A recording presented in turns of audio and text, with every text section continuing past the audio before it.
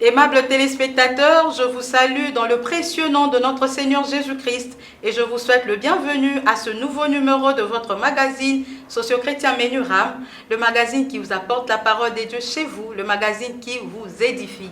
Ce soir, comme c'est un nouveau jour, nous allons aussi aborder un nouveau thème, mais je ne vais pas l'exploiter seul.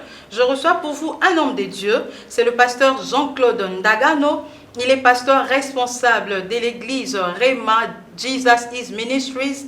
Il est marié une seule fois et à une seule femme, à madame Guigui Binda Ndagano, avec qui ils ont 3 enfants. C'est avec lui que ce soir, nous abordons un thème qui va vous bénir, qui est intitulé « L'impact des décisions ». Pasteur Jean-Claude Ndagano, bonsoir. Bonsoir, maman Clémentine. Bienvenue sur ce plateau de Menuram. Merci beaucoup. C'est la première fois, mais je pense que ce n'est pas la dernière. Tout dépendra de vous. Je vais me rappeler encore. Pasteur, vous êtes pasteur responsable de l'église Rema Jesus is Ministries, qui est une extension de Rema. Nous sommes l'extension de Rema Bible Church. Ok. Qui est l'église dirigée par le pasteur Ray Makoli, l'un des pionniers du réveil en Afrique du Sud. L'église a commencé depuis 1979. Nous avons célébré le 44e anniversaire récemment. L'église est implantée en Afrique du Sud. L'église mère était à Johannesburg, à Randburg. Et nous sommes l'extension qui se trouve à Potchefstroom. Nous sommes parmi les 154 extensions de l'église Rema. Nous sommes à Potchefstroom dans le Northwest Province, donc dans la province du Nord-Ouest. Et vous êtes médecin de formation?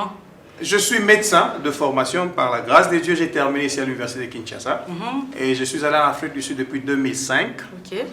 J'ai fait un diplôme post-universitaire en médecine de famille que j'ai complété après avec un master où je suis spécialiste en médecine de famille.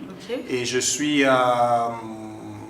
Voilà, je travaille comme chef de département dans le sous-district qui s'appelle JB Max, où je chapeaute 9 cliniques pour le travail des soins de santé primaire.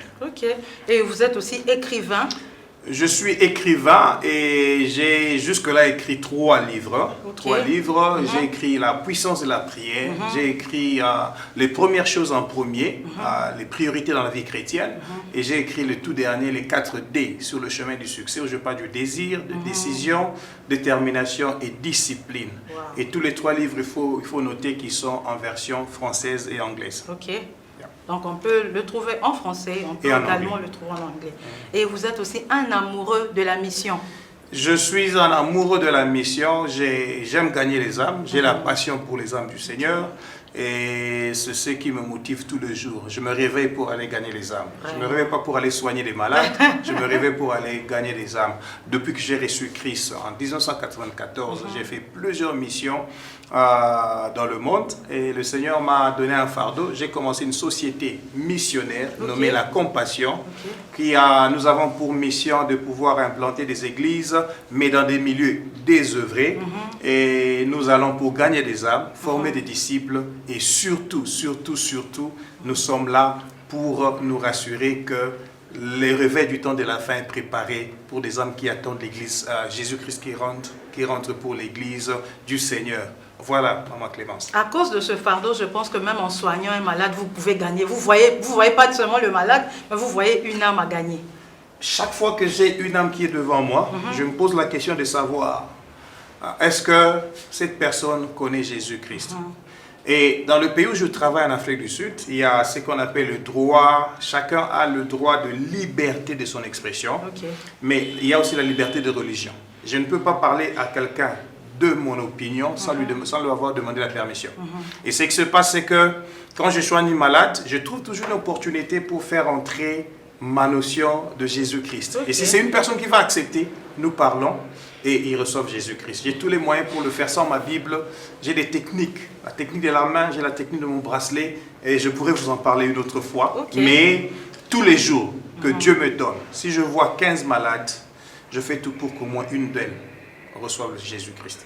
Merci beaucoup, pasteur. Aujourd'hui, nous parlons de l'impact des décisions. Avant de prendre les définitions de nos concepts, prenons d'abord le passage du jour. Le passage du jour, c'est dans Marc chapitre 5, versets 25 à 28. On peut aller jusqu'à 34, mais je vais aller jusqu'à 28. Jésus s'en alla avec lui et une grande foule le suivait et le pressait. Or, il y avait une femme atteinte d'une perte de sang depuis 12 ans. Elle avait beaucoup souffert entre les mains de plusieurs médecins. Elle avait dépensé tout ce qu'elle possédait. Elle n'avait pas éprouvé aucun soulagement, mais était allée plutôt en empirant. Ayant entendu parler de Jésus, elle vint dans la foule par derrière et toucha son vêtement, car elle se disait, si je puis seulement toucher ses vêtements, je serai guéri. Amen. Amen. Ça, c'est la parole de Dieu, le passage du jour. Pasteur, c'est quoi une décision? Une décision, c'est l'action de trancher. C'est-à-dire, c'est l'action d'arriver à faire un choix. Et cela se passe soit par arbitrage, soit par délibération, soit par considération. Je m'assieds, je me dis, je veux faire quelque chose. Et je commence à réfléchir. Est-ce que ce sera bon? Est-ce que ce ne sera pas bon? Je délibère en moi-même. Ou soit je considère ce qui se passe autour de moi. Et je me dis que je vais aller à Kitambo, mais je devais aussi aller à Lemba. Et je me dis, est-ce qu'il y a un embouteillage du côté de Kitambo à 7 heures? Je commence par Lemba ou Kitambo. C'est une considération. Donc c'est une action de trancher, où tu prends un choix, mais tu considères ou tu délibères cela. Pasteur, pourquoi prend-on une décision?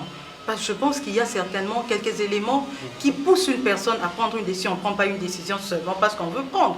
Il y a sûrement une cause, une raison qui nous pousse à prendre une décision. Vous savez, c'est important de savoir, parce que vous avez posé la question pourquoi. Et c'est bon, parce que vous dites pourquoi. Parce que il faut, dans tout ce que tu fais, dans tout ce qu'une personne fait, on doit savoir quelle est la motivation, à quoi ça m'amène. Et une décision, lorsqu'on la prend, c'est parce qu'on veut bouger d'un point à un autre. Et quand je dis bouger, c'est toujours pas un mouvement cinétique. Ça peut être un changement de pensée. Je dis, je réfléchis à quelque chose. Mais pour que je fasse cela, parce que j'ai un désir peut-être, il faudrait que je me décide à commencer. Et le grand problème avec plusieurs personnes, c'est qu'ils ont désiré avoir des choses, ils ont désiré faire des choses, ils ont désiré commencer des salons de coiffure, ils ont désiré commencer des ceci, mais ils ne se sont jamais décidés à commencer à faire. Donc ils se sont arrêtés juste au niveau du désir. Et ils n'ont pas pris la décision. Pourquoi maintenant se décider? C'est pour entrer en action, pour que ce qu'on a désiré vienne à sortir et que tu puisses mouvoir vers le succès ou le résultat. Quand je parle de succès, vous savez au Congo, quand on dit succès, ça... Je ne parle pas de succès de cette manière-là. Je parle du succès comme étant l'accomplissement de ton désir. De ce que tu as pensé, tu es arrivé à accomplir cela et tu dis, oh, ça se trouve là, c'est bon, gloire à Jésus. Pasteur, dans quel cas et quand est-ce qu'on peut prendre une décision? Dans quel cas et quand est-ce qu'il faut prendre une décision? On peut arriver à un certain moment, on se dit, non, je pense que, comme vous venez de dire, j'ai eu les désirs et je dois maintenant passer à la décision. Mais il y a sûrement un temps. Exactement. Oh, je dois dire, non, maintenant, je dois me décider. Tu seras... Tu permets que je te tutoie? Pas de problème, je le préfère. Clémence, tu seras surprise de savoir que tu dois prendre des décisions chaque jour. Alors je dis chaque jour. Chaque jour. Chaque jour. Je vais t'étonner. Scientifiquement parlant, il y a un article qui est sur le net. Pour les gens qui nous suivent, qui veulent chercher cela, vous allez dans www.psychologytoday.com. C'est-à-dire la psychologie aujourd'hui.com. Psychologie aujourd'hui. Il y a un article en anglais écrit par Neil Farber. qui s'est intitulé, je mets ça directement en français, la prise de décision rendue ridiculeusement simple. La prise de décision rendue ridiculeusement simple. Et dans cet article, il dit, tout adulte prend chaque jour au moins 35 000 décisions. 35 000. Et tout enfant, au moins 3 000 décisions. Je vais commencer. Est-ce qu'on en prend même 2? J'en commence avec toi. Ok. Pour que tu puisses quitter ton lit, c'est une décision. Je dors à minuit, je dois me réveiller à 5 heures pour prier. J'ai mis l'alarme, l'alarme sonne. Quand ça sonne, j'ai entendu. Je dois me décider maintenant, est-ce que je me réveille ou je continue à dormir? Quand je dis je ne me réveille pas, je continue à dormir. Vous savez, dans le téléphone, il y a un moyen de faire quoi? Soit de stopper l'alarme, soit de faire quoi? De prolonger l'alarme pour que ça vienne après 10 minutes. Combien de décisions tu as déjà prises là-bas? 3. Et puis quand tu te décides de te réveiller, est-ce que tu quittes le lit ou tu restes dans le lit? Donc c'est réveiller, quitter le lit. C'est une décision. C'est une décision. C'est une action à prendre par rapport à ce qui va se suivre après. Quand tu te décides à te réveiller, quatrièmement, tu vas prier ou non? Si tu vas prier, tu vas commencer par chanter ou non? Ce sont des décisions que quelqu'un doit prendre. Si tu ne vas pas prier, tu vas prendre ton téléphone. Est-ce que tu vas lire les messages d'hier, ou bien tu vas aller sur Facebook, ou bien tu vas écouter, ou bien tu vas appeler? Ça, ce sont des décisions qu'une personne prend tous les jours. Donc, quand tu te réveilles jusqu'à ton coucher, 35 000 décisions à prendre. Même l'habit pour porter. Pourquoi j'ai porté cette veste bleue? Pourquoi avec cette cravate? Pourquoi je ne prendrai pas l'autre cravate? Pourquoi est-ce que je mettrai une cravate ou pas? Ce sont des décisions que inconsciemment et consciemment nous prenons. Voilà là où la différence se trouve. Il y a des décisions qu'on prend consciemment, il y en a qu'on ne prend pas consciemment parce que ça devient une habitude. Mais comment on saura que j'ai pris cette décision mais inconsciemment? Tu sauras que tu as pris une décision inconsciemment parce que tu n'as même pas besoin de savoir. C'est lorsque souvent on te pose la question, quelle décision tu avais prise ce matin pour prendre ton petit déjeuner? Comment tu as su que ça devait être du pain avec le beurre et non pas du pain avec la margarine? Soit parce que c'était la margarine qui était à la maison, je n'avais pas le temps pour aller acheter le beurre, j'ai pris souvent la margarine qui était là. Consciemment ou inconsciemment, j'ai pris mon petit déjeuner. J'ai pris une décision, même sans le vouloir. Sans le vouloir, c'est des décisions qui t'accompagnent tous les jours. 35 000. Et 3 000 pour un enfant, parce que l'enfant est limité par des capacités. Il y a des choses qu'il ne peut pas prendre. L'enfant, deux fois, ne se décide pas de quoi il va porter, parce qu'on lui a fait porter. Mais la personne qui a fait porter à l'enfant devrait se décider. Fait-il froid dehors ou pas froid? Est-ce que l'enfant va porter un tricot, une chemise? C'est l'uniforme. Ça sont des décisions. Dans ce cas, pasteur, une autre personne peut imposer sa décision sur vous. Exactement. Exactement. Exactement. Parce que chaque décision vient avec un résultat. Ok. Pasteur, un auteur a dit, une décision n'est bonne que lorsqu'elle est prise. Partagez-vous l'avis de cet auteur? Je dirais oui et non. Je dirais oui et non. Je suis un homme scientifique. Bon, justifiez votre oui. Je vais justifier mon oui et mon non. Je dirais oui et non. Il dit une décision n'est bonne que lorsqu'elle est prise. Oui. Je crois, je ne connais pas l'auteur. Je respecte l'auteur. C'est son opinion. Mais parce que nous pouvons aussi émettre des opinions sur ce que les autres disent. C'est une décision que je prends aussi. Alors, oui, premièrement. Non, premièrement, parce que toute décision qui est prise n'est pas nécessairement bonne. Moi, je dis qu'il y a de bonnes décisions, il y a aussi de mauvaises décisions. Peut-être après, vous me poserez cette question, on va y aller. Mais quand je prends une décision, elle peut être bonne, elle peut être mauvaise. Alors, dire qu'une décision n'est bonne que lorsqu'elle est prise, ça friserait un peu d'incongru par rapport à la définition de la décision même. Mais je peux aussi dire oui, en disant que une décision n'est décision que lorsqu'elle est prise. Mais je ne dirais pas une bonne décision. Une décision n'est décision que lorsqu'elle est prise. Que lorsqu'elle est prise et elle est activée. Sinon, elle reste simplement un désir ou un souhait. Parce que même quand on prend une décision, elle peut aussi être une mauvaise. Mais ce n'est pas parce qu'on l'a prise qu'elle est devenue bonne. Pas nécessairement. Pasteur, on a parlé des décisions, mais notre sujet, c'est l'impact des décisions. Comment pouvez-vous expliquer ce terme impact? Un impact, c'est un effet. Un effet qui est produit par quelque chose. Si j'ai ma main ici et je tape sur la table, il y aura un effet. Okay. Ça sera soit du bruit, ça sera soit, si je suis très fort, ça peut casser la table. C'est ça qu'on appelle impact. C'est-à-dire c'est les résultats qui viennent après qu'un fait soit produit. Okay. Les mots synonymes qui viennent de mots impact, c'est des mots comme conséquence. C'est des mots comme retombée. Okay. C'est des mots comme influence. Parce que quelqu'un peut dire avoir de l'impact veut dire avoir de l'influence. Voilà un peu comment, en termes simples, on peut expliquer impact. Pasteur, je me pose une question.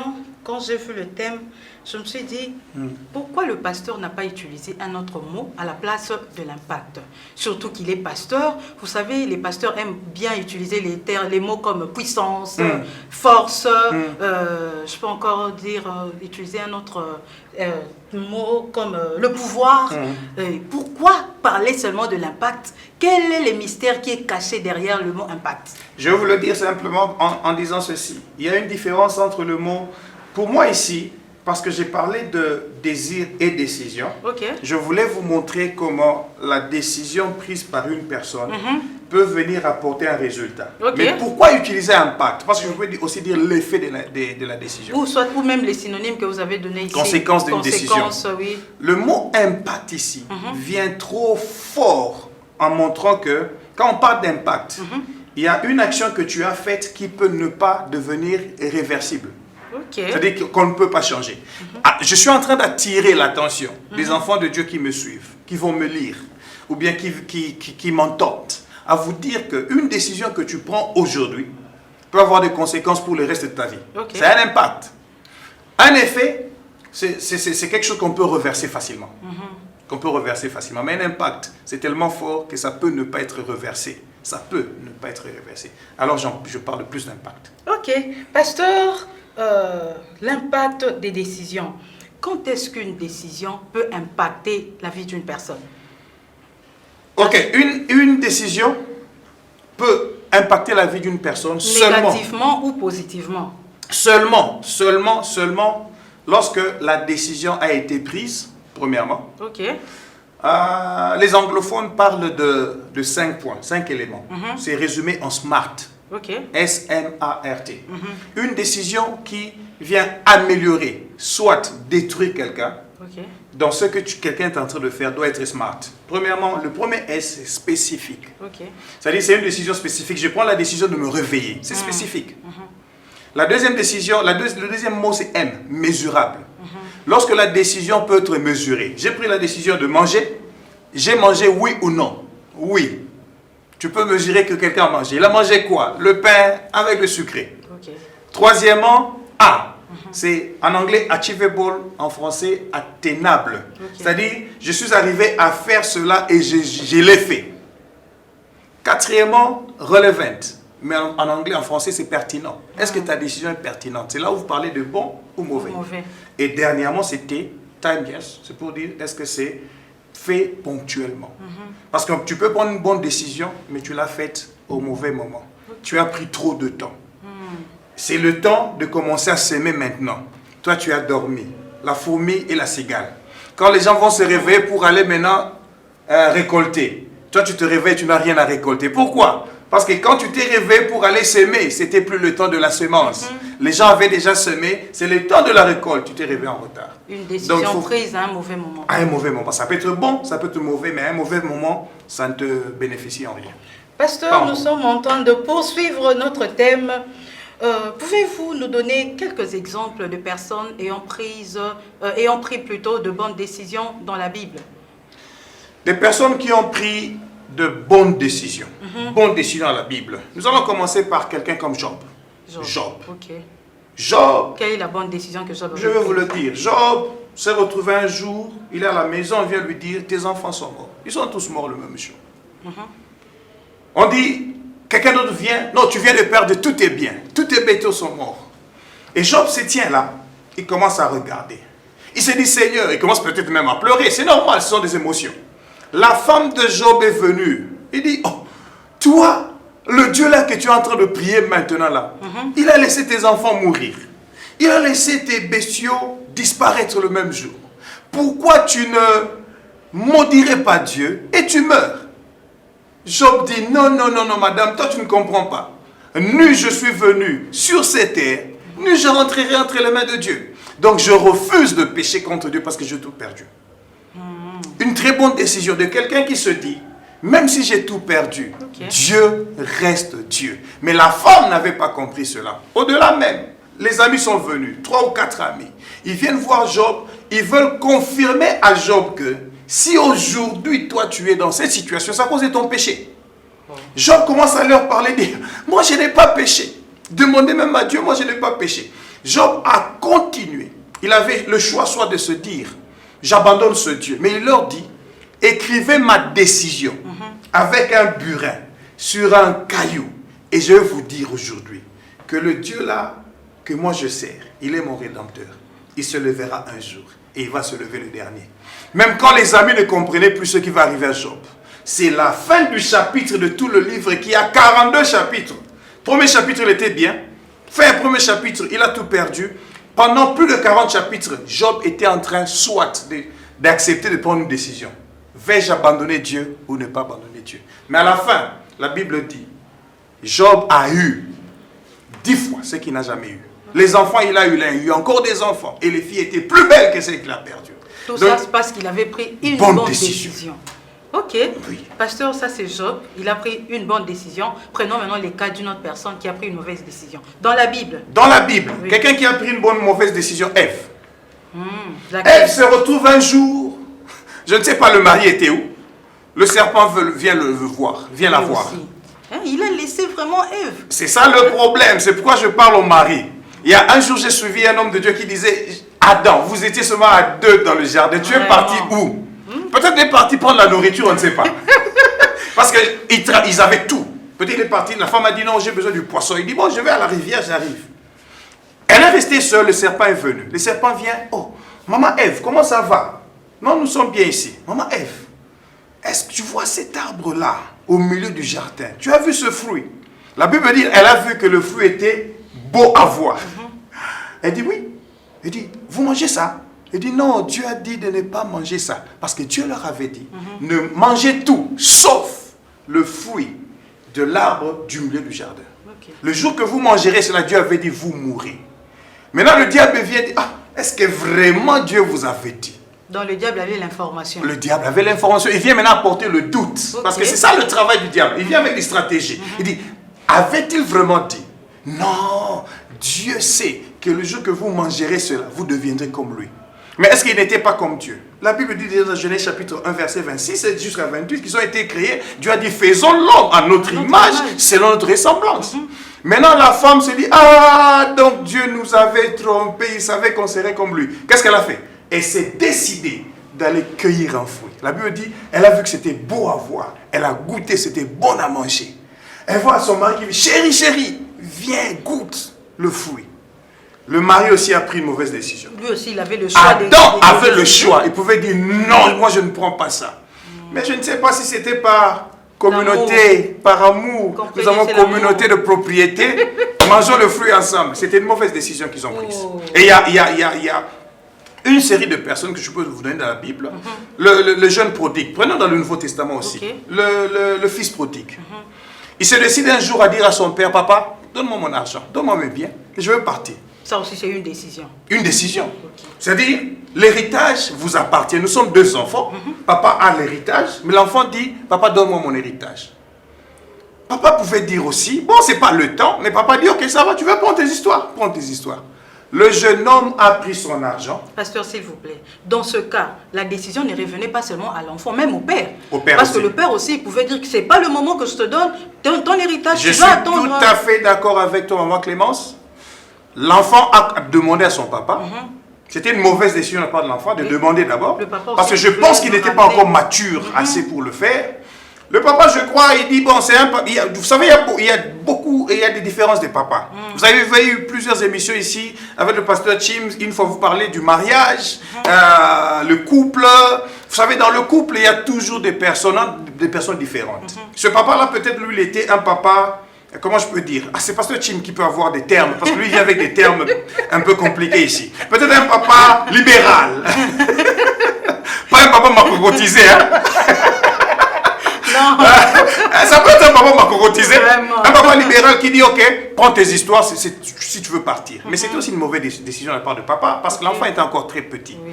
Le jeune homme est parti, ayant pris une mauvaise décision. Quand tu pars avec l'argent, il pouvait prendre une bonne décision. Il dit j'ai investi là mon argent quelque part. Mais la Bible dit il est parti perdre son argent dans des bêtises.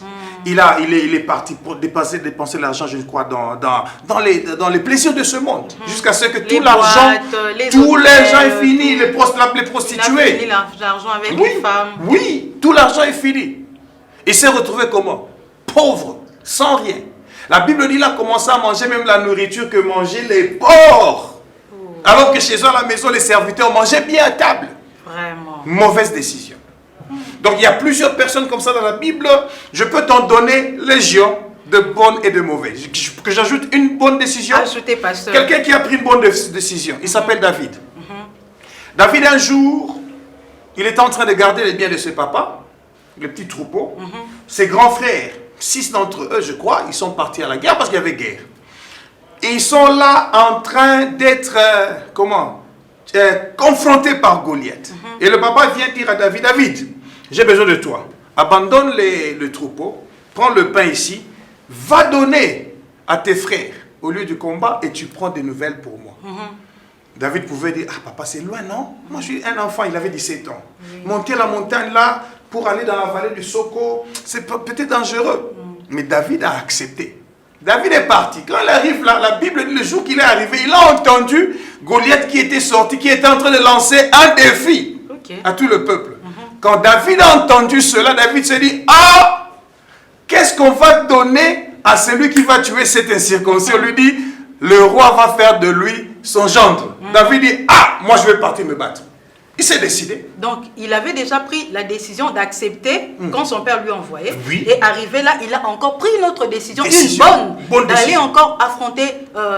Plusieurs bonnes décisions, je vais continuer. Allez. Quand il dit, je veux partir maintenant me battre, le roi l'appelle, le roi dit, hé petit, toi tu ne peux pas te battre avec ce monsieur. Ce monsieur, il est fort, c'est un géant. David dit, roi, toi tu ne sais pas. Moi, quand j'étais dans le désert, là, en train de garder le petit troupeau, un jour, le lion est venu. Il a pris une brebis, je l'ai suivi, je l'ai détruit.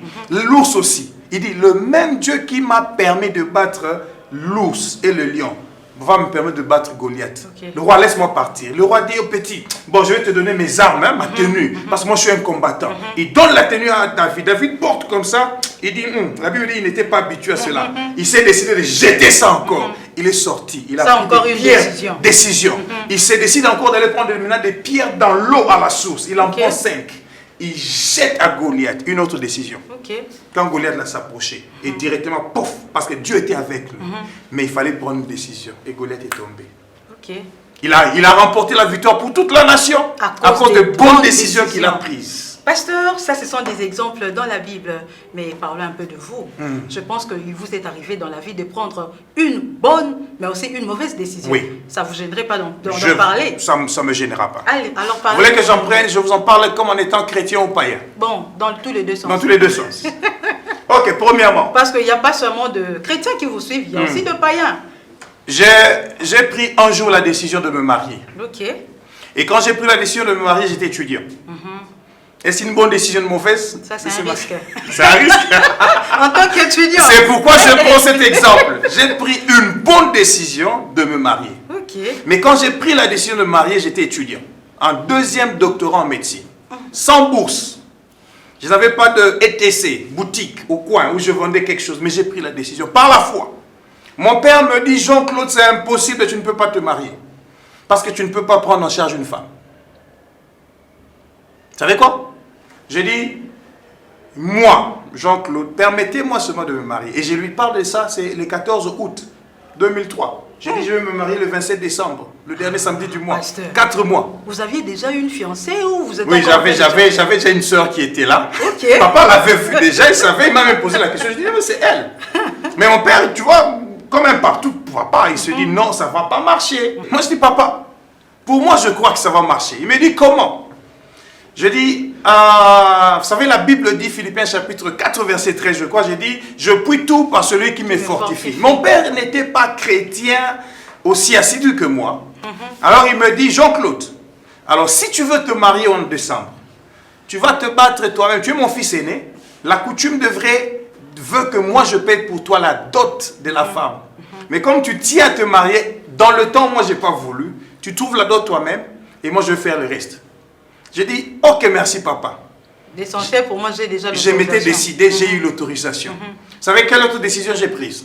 Laquelle, pasteur? Je suis allé dans un cybercafé à l'université, j'étais étudiant. J'entre à la faculté des sciences au cybercafé. J'écris, je fais un faire-part à Dieu. Vous savez, à l'époque, quand on se mariait, on faisait les faire-part. Oui. Ça se fait jusqu'aujourd'hui. Oui, comme je peux faire part au pasteur Chims. Ceci sert à te faire savoir que le frère Jean-Claude va se marier le 27 décembre avec la sœur Guigui Binda. Et votre contribution, les gens écrivent tant matériel, financière que morale, ou ceci, nous sera d'une...